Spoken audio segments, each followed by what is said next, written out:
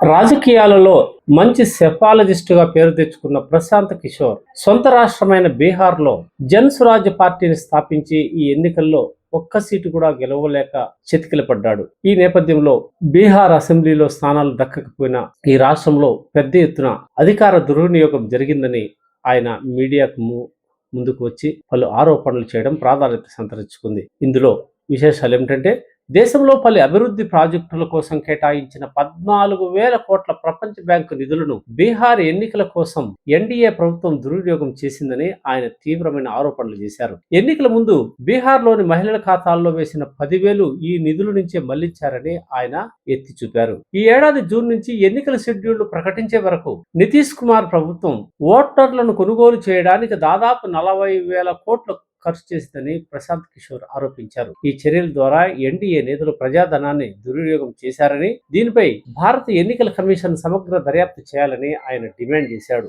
బీహార్ ఎన్నికల ముందు ముఖ్యమంత్రి మహిళా రోజ్గార్ యోజన పేరుతో నితీష్ కుమార్ ప్రభుత్వం అక్కడ మహిళలకు నవరాత్రి కానుక అందించింది. ఒక్కొక్కరికి 10,000 చొప్పున 75 లక్షల మంది మహిళల ఖాతాల్లో డబ్బు జమ చేశారు. మహిళా సాధికారిత, స్వయం ఉపాధి కల్పించడం కోసం ఈ నగదు అందించినట్లు ప్రధాని నరేంద్ర మోడీ స్వయంగా ప్రకటించారు.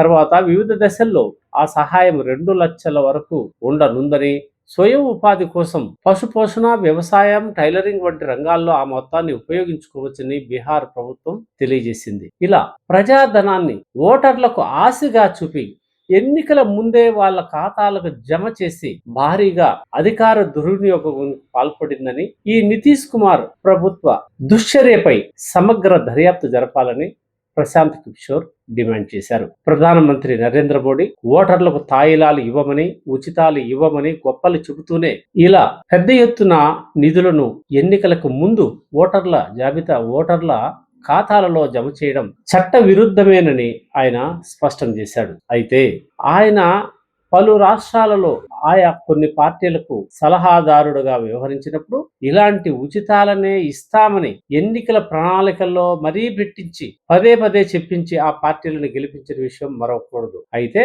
ఎన్నికల ముందు హామీలే ఆయన హయాంలో ఇప్పించాడు గాని ఆయన నేతృత్వం వహించిన పార్టీలకి ఇక్కడ ఏకంగా నితీష్ కుమార్, నరేంద్ర మోడీ నేతృత్వంలోని ఈ కూటమి ప్రభుత్వం ఏకంగా పెద్ద ఎత్తున 40,000 కోట్ల నిధులని ఓటర్ల అకౌంట్లో జమ చేయడం తీవ్రంగా తప్పుపట్టాల్సిన విషయమేనని పలు రాజకీయ ప్రముఖులు కూడా అభిప్రాయపడుతున్నారు. దీని మీద ఎన్నికల కమిషన్ స్పందిస్తుందేమో వేచి చూడాల్సి ఉంది.